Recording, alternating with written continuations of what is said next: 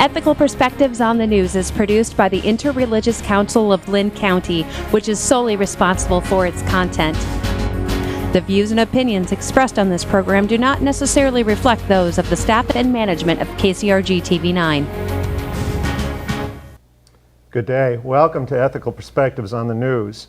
My name is Leon Tabak. I will moderate our discussion today. Our title is Why Marry? What Young People Should Know. This is the season of bridal fairs, so it seemed like the right time to talk about this. I have three people here to help us explore this topic. On my left is Craig Brown, who's a pastor at First Lutheran Church. And Mary Noonan is a professor at the University of Iowa in the Department of Sociology. And Matt Selby is working for the Archdiocese of Dubuque, helping people to prepare for marriage. So maybe I can ask each of you to say a little bit more about your engagement with this topic. That was kind of a pun, right? Engagement with this topic. And we're off. And so a little bit more about yourself, Matt, the work you're doing and how you came to this work. Yeah, I've been the Director of Marriage and Family Life for the Archdiocese of Dubuque for just about 8 months now, since July. And a lot of that role has to do with marriage preparation, helping couples to get ready for their wedding, but even more so for their marriage, along with helping couples in marriage to be strengthened and enriched in that relationship. And a little bit about me personally, I'm happily married to my wife Anna for 6.5 years, and we have 3 boys, David 5, Luke 3, and Thomas 10 months. Very good. Okay, so Mary, is this an area of interest for you from the beginning of your academic career? It is. So I study the relationship between gender, work, and family.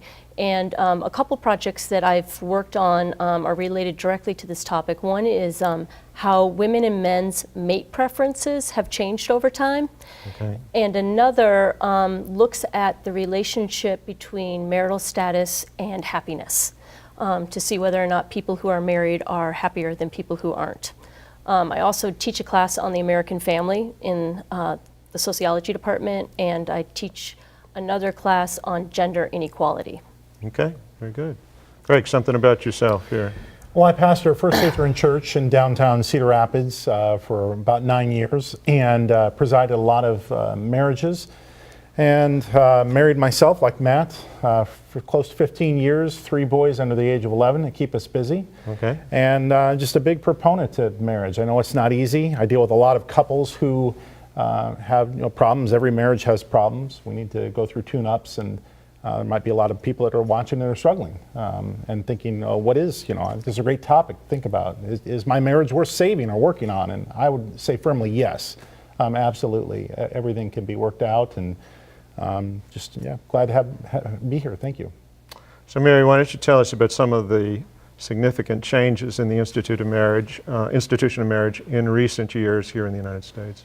So since 1960, one of the biggest changes is that men and women have delayed their entry into marriage. And so in 1960, the average age of marriage for women was 20, and for men it was 22. Currently, today in the United States, it's 27 for women and 29 for men. So that's a pretty big increase. Another big change is the increase in premarital cohabitation. More than half of couples who eventually do get married live with their eventual spouse beforehand. Another big change is the increase in divorce. All of these things together have created a situation where currently the current marriage rate is at around 50-60% for people who are over 18, and so that is at a low. What does that statistic mean?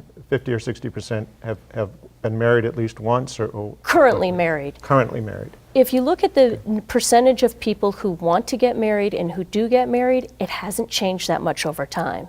And so it's kind of important to keep these different statistics, straight in your head. So the percentage of people who ever marry has stayed pretty steady at between 80 and 90%. Okay. But at any given point in time, the percentage of people who are currently married has dropped over time because people are waiting longer to get married and they're not spending as much time in the marriage state. So they're getting divorced sooner. Is there some particular perspective or concern that you have about the institution of marriage, Matt? What do you think about this? Yeah, I think those numbers hold true locally. In the Archdiocese of Dubuque, we've seen in the last 15 years a drop by 50% in half of the number of weddings that are taking place in the Catholic churches in the Archdiocese of Dubuque from the beginning of the 2000s to today. So it's certainly a concern. I think there's a lot of factors for why people are choosing not to get married or to delay marriage or to not get married in a religious institution like the Catholic Church. It's a concern, and I think there's a lot of effort that needs to be put forward to try to help people to see the value of marriage and to stay in those marriages when they do choose them. Mm-hmm. So young people might look forward to a wedding and might not make a clear distinction between the word wedding and marriage. There's a ceremony, Yeah. and then there's the life to be lived after that ceremony. Is that a challenge in teaching young people? Well, I think the difference is commitment. Yeah. So let's have the ceremony, let's have the wedding, but let's not have the commitment.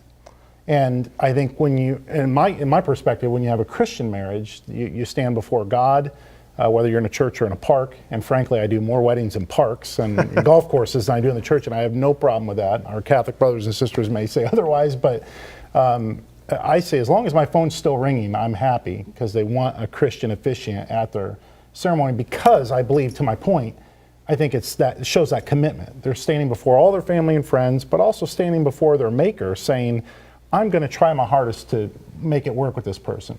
And again, going back to my opening comments, no relationship is perfect, but if you have that commitment, I think that makes all the difference. And that's maybe what we're lacking. I go back to my internship congregation that I served. The janitor there was married twice. And I said, how long have you been married? He says, well, the first time I did 8 years, now I'm doing life. So, that's kind of the way I view it. If you look at it as, it's a lifelong commitment, and you're going to give it your all, and you're going to go through the thick and thin. Again, I counsel everybody, if you have any sort of abuse or anything like that, physical, verbal, or otherwise, you need to cut bait and run. But anything short of that, it can be worked out. It can totally be worked out. Get a good counselor, get a good pastor, go seek some help, and you can work it out if you're committed to making it happen. I think maybe that's where we're seeing is that commitment is dwindling from that, largely from that age group, but I think across the board with everyone. What do you know about the reasons people choose to move from a non-marital relationship to a marital relationship? Most cohabitations are pretty short-lived. The average cohabitation lasts only about 2 years. And so in sociology, there's a big debate about whether or not cohabitation has replaced marriage or whether it's kind of like a trial marriage. And most scholars find that it's more of a trial marriage. So after that 2-year period, people either break up or they move on to marriage. Predictors of moving from cohabitation to having a marriage are mostly related to resources. And so what we find is many people don't feel as if they have met the bar of the expectations that are required for a marriage. And so historically, marriage was the first thing that people did in their adult lives. So, for example, my parents got married right after they graduated from college. They didn't have that many resources. They lived in an apartment.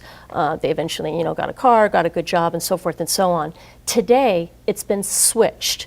And so today, most adults think of marriage as the final step to show that they have made it. They have finished their education, they've got a good job, they maybe even have a house. They're all set. And so getting married is a way for them to show their community that they have made it, so to It's almost a speak. formality. Yeah, it It's is. like they do everything else. They line up all these other ducks, and then, let's call a pastor, or let's get an officiant. It's like the last thing, Right. I get asked all the time, we've got this great retreat center and got this date, are you available? I'm like, well, shouldn't we be the first call you make? Or, it used to be that way, right? But it's now, I totally hear what you're saying. It's just it's a formality. Yeah. What do you see about the people you work with, Matt? To what extent are they fully involved with the Catholic Church? To what extent are they there because to please parents? Or what is the range of of reasons that you see people coming to you? It varies, and I would say a lot has to do with the family upbringing, and so what they received as children growing up, whether they had a stable home, whether their parents remained married, whether their parents were practicing the faith. A lot of that has to do with whether they're going to practice the faith into adulthood, whether they're going to choose marriage. And I think that's generally true of society. I think the increasing divorce rate is sort of a deterrent for people to get married, because there's that fear that, again, of that commitment. Well, if I make that commitment and it doesn't work out, look what happened to my parents, look what happened to their friends, look what happened to the previous generation. So I think there's some hesitation because of just the culture. And so do people see marriage as an exclusively personal decision, two people deciding whether they'll be happy together?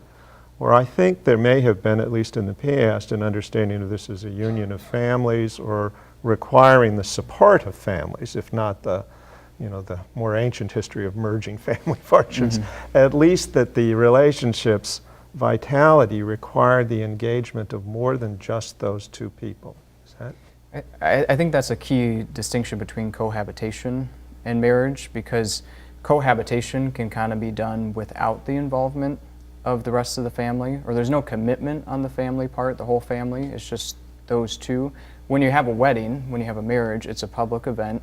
You're vowing to each other, and maybe in front of a minister, in front of some public official, family, friends. It's a public event where you're committing each other. And there's a change in relationship, not just husband and wife now, but son-in-law, daughter-in-law. So you're giving yourself, you're vowing yourself in a sense to the whole family of your now spouse. That's what I have to counsel people through, is they don't understand that shift. It's happening around them, but they don't realize, oh, now I relate differently to this person that I'm married to, or this in-law, or the best friend, or whatever. And it goes back to Mary's point. I don't think that it's become such a formality, they don't realize that there's a shift there, or should be, if you want marriage to be that commitment. So I talk a lot about how triangulation and how we work with people, and that now you used to relate to each other as individuals, but now as the two become one, is what the scripture says. The two become one flesh, and we look at that and you relate to that couple as a unit, a new thing, a new family, if you will. And so you've got your buddies saying, oh, let's go to let's go have a drink after work. And I have to counsel people. You have to tell them, you have to text your wife or spouse and say, is that okay, before you say yes, because it involves both of you. And they don't get that. They say, well, when we were cohabitating, I would just go. But well, now she's got a problem with that. Or for gals that their mother-in-law invites them over for dinner. Says, well, why don't you come over for dinner? I say, you have to talk to your spouse, see if that's okay. Text them first before you say yes. And then if they say yes, then you both as one say yes. Because if you come back to her and say no after you've talked to him, what's she going to say? The mother-in-law. Well, why doesn't he want to do it? Well, it's not him. You're not individuals anymore. The two are one. It's a new entity, a new family that's started. And I spend an awful lot of premarital time trying to help people understand that sociological shift so that they can be successful. Mary, I'd like to ask you how it strikes me that I'm a college professor too, and we spend a lot of time talking to students about careers and preparation for the world of work. We have courses in our colleges and universities to acquaint them with personal finance, other life skills. Where do they go to learn how to be married? And this is a decision that has much greater consequence than what kind of work they do or how much money they have in the bank and so on. Right. I mean, I know the Catholic Church has premarital classes, but we certainly don't have anything like that at the University of Iowa to teach relationship skills.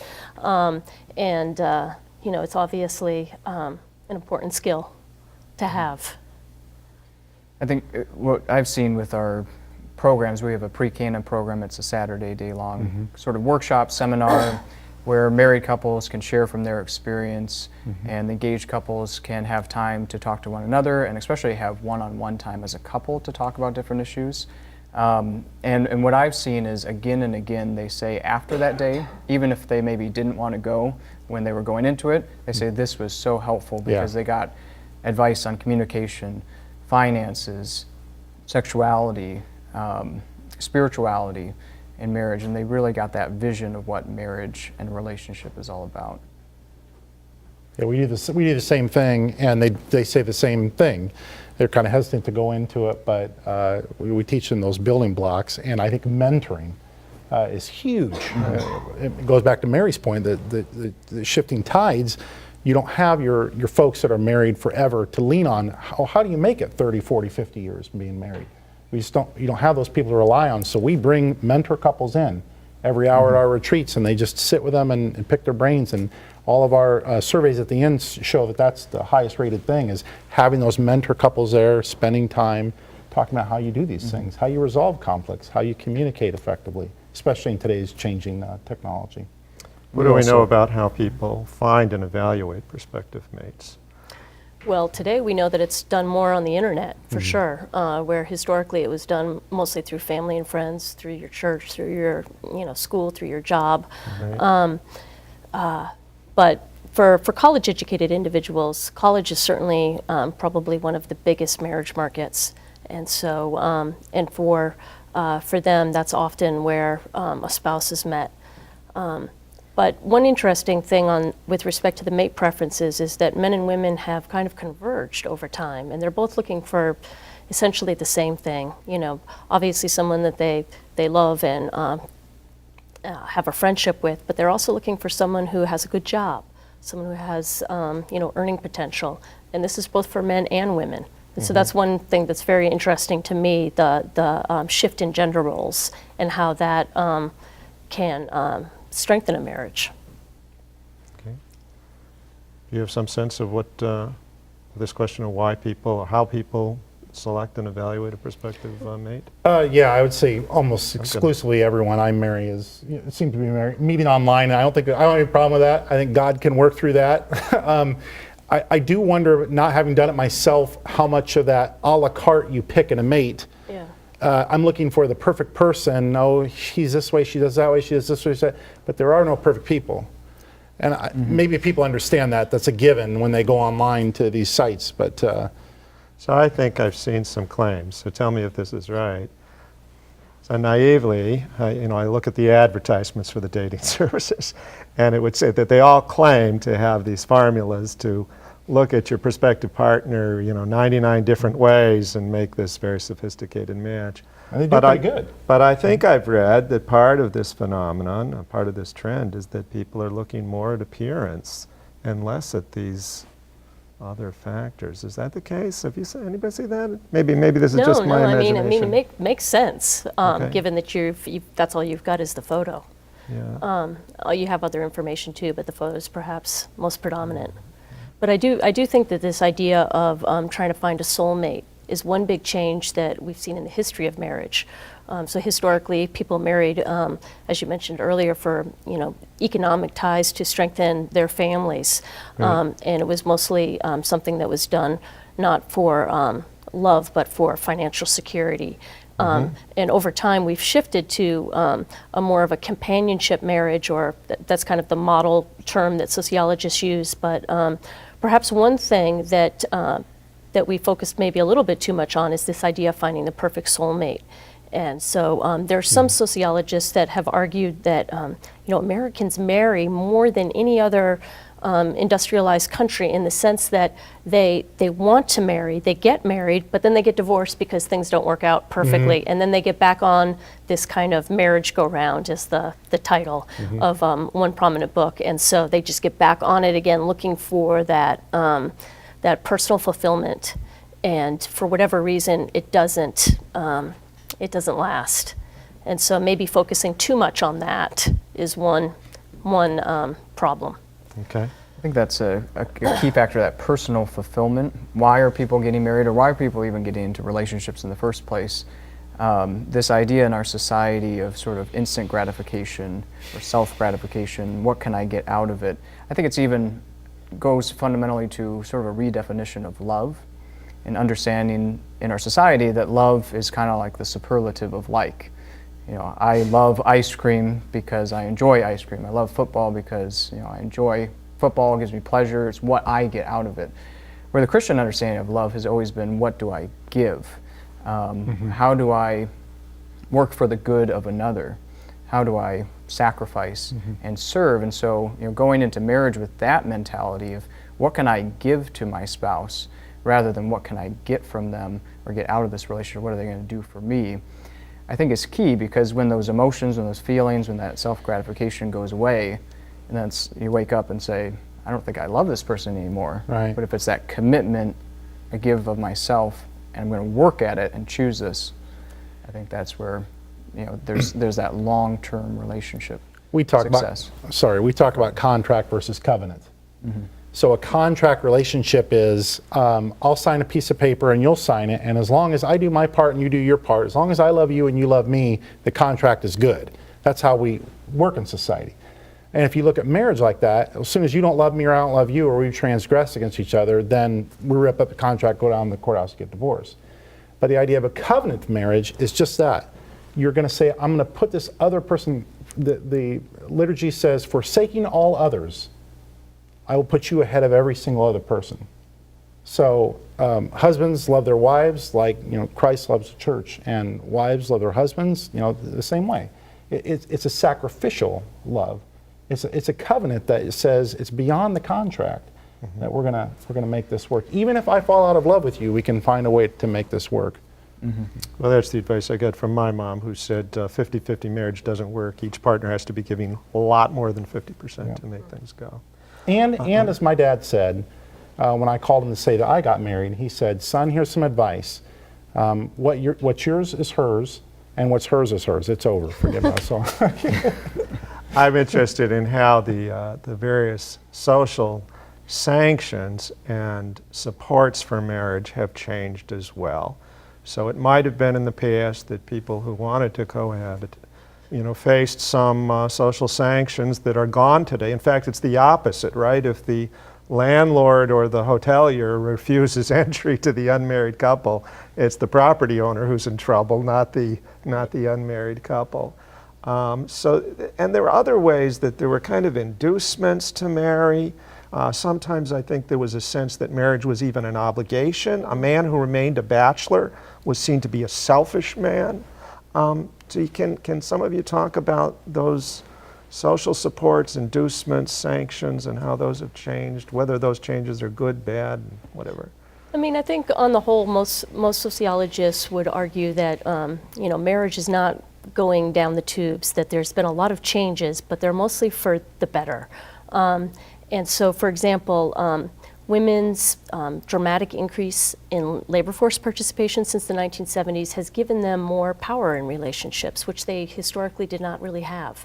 And so in sociology, we connect money and resources to power. And so a woman in the 1950s who's a homemaker and doesn't earn any money, one could argue that she doesn't have that much of a voice in her marriage. If she's unhappy, she doesn't really have that many options. She has to either stay in an unhappy marriage or leave and be relatively destitute because she doesn't have any human capital. Today, women are have the similar levels of education as men. They're working much more. They don't make as much as men, but within the marriage, their earning power is much closer.